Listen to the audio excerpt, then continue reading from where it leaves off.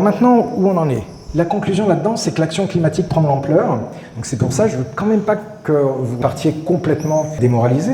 Mais ce n'est pas un long fleuve tranquille. D'abord, la transition écologique est l'objet de tout le monde. D'accord, c'est l'expertise scientifique et des gestionnaires, les savoirs professionnels, les connaissances scientifiques, mais aussi l'expérience des usagers, des citoyens, ce qu'on appelle tout simplement le savoir autochtone.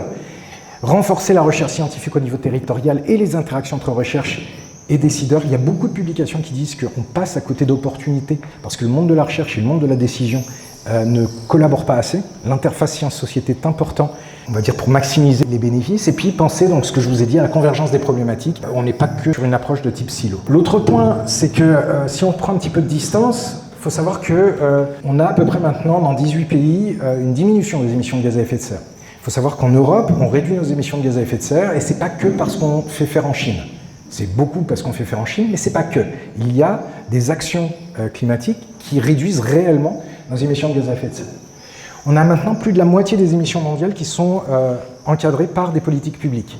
Là aussi, être encadré par une politique publique, ça ne veut pas dire que la politique publique sera efficace à la fin.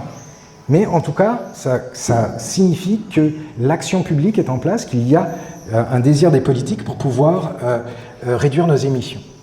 On a des solutions, pour l'énergie, ici j'ai cité quelques solutions. Malheureusement, on a beaucoup travaillé sur les questions d'atténuation, donc de réduction des émissions de gaz à effet de serre, et le parent pauvre de cette histoire, c'est l'adaptation. Et c'est bien plus compliqué de s'adapter que de réduire nos émissions de gaz à effet de serre, pour lesquelles il y a plein de solutions. Pourquoi c'est difficile de s'adapter? C'est difficile de s'adapter parce que un impact d'un aléa climatique, pour changer de la canicule, on va prendre une crue, vous pouvez avoir un hôpital. On va prendre une infrastructure critique. Un hôpital qui a des murs épais comme ça, enfin voilà, il est indestructible. D'accord? Mais vous prenez une crue. Et là, vous imaginez que pendant cette crue, la moitié du personnel soignant ne peut pas arriver sur site. Bien sûr que les patients ne peuvent pas arriver sur site. Que certains personnels se retrouvent avec des écoles fermées de leurs enfants et qu'il va falloir qu'ils s'en occupent. C'est-à-dire que la question de l'adaptation, c'est qu'en fait, ce sont des vulnérabilités complètement interconnectées.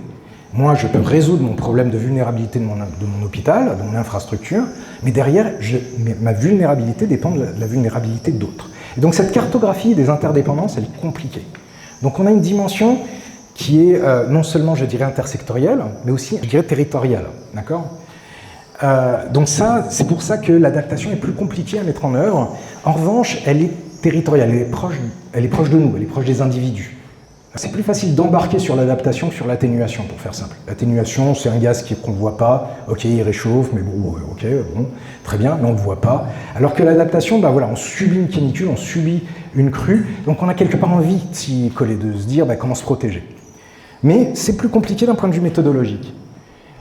Et en plus, les financements, clairement, sont complètement sous-dimensionnés par rapport aux investissements qui sont nécessaires pour l'adaptation. Et là, un point qui est important, je répondrai à votre question, c'est qu'il faut savoir que les économistes de l'environnement ont quantifié ça, mais 1 euro d'investissement pour l'adaptation, c'est 7 euros de dommages évités.